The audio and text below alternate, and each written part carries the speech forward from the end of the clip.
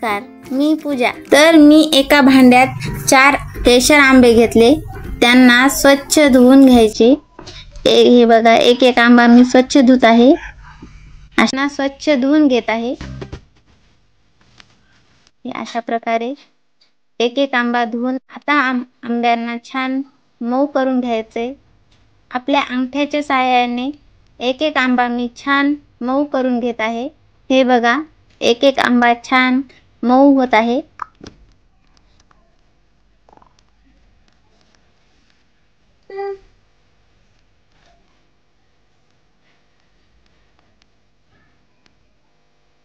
आंबे छान मऊ झाले। आंब्याचा रस काढून घ्यायचा।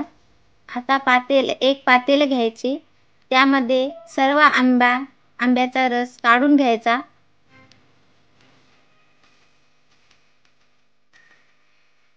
त्या भांड्यामध्ये ते साली जे राहिलेले आहेत त्याचे 2 भाग करायचे। त्यामध्ये थोडं पाणी, थंड पाणी टाकून त्यामध्ये राहिलेला सर्व रस काढून घ्यायचा।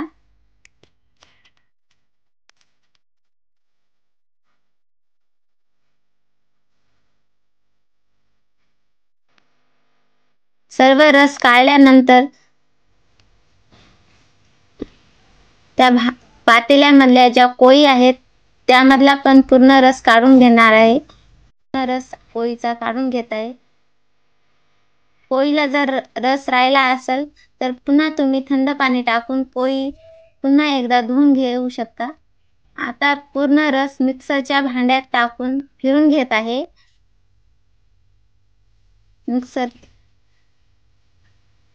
हे बघा, आता रस पातेल्यामध्ये काढला। त्यामध्ये थोडं मीठ टाकायचं, जेणेकरून रसांना छान चव येईल। आता त्यांना छान हलवून आता एका वाटीमध्ये काढून घेत आहे। रसामध्ये थोडी पिठी साखर टाकून तुमच्या आवडीप्रमाणे टाकून खाऊ शकता।